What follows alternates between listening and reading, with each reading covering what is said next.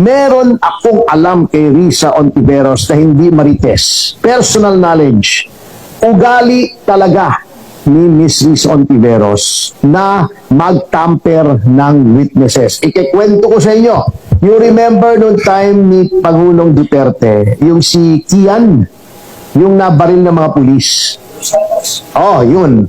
Kian de los Santos. Of course, I believe, let me make myself clear, I believe na dapat parusahan yung mga pulis doon. Actually, nilapit sa akin yan ni General Abayalde. I did not take the case.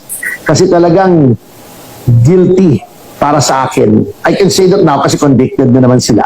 Para sa akin, indefensible yung posisyon noong mga pulis. Nonetheless, ganun pa man na may kasalanan yung pulis, you should let justice take its course. Anong ginawa ni Miss Risa Ontiveros? May mga witness, dalawa, minor, kinuha niya sa pamilya at itinago niya.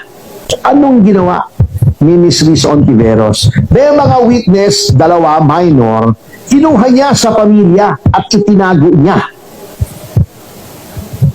para turuan niya kung anong sasabihin. Which for me is objectionable. Kaya na-involve ako, the father of one of the witnesses went to us, meron kaming grupo, yung Citizens Crime Watch, nandyan yung aming Pangulo, nandyan na ba si Mr. Magpantay is here. Pantay siyang national president namin ng Citizens Crime Watch. Lumapit yung tatay sa amin, nagpatulong kasi ayaw daw ibigay ni Risa Ontiveros yung anak niya. Pumunta kami sa CIDG, we tried to retrieve the minor child, ayaw ibigay, kidnapping charges were filed against Risa Ontiveros. I-google niyo po. Magdan Fernandez kayo, Google niyo.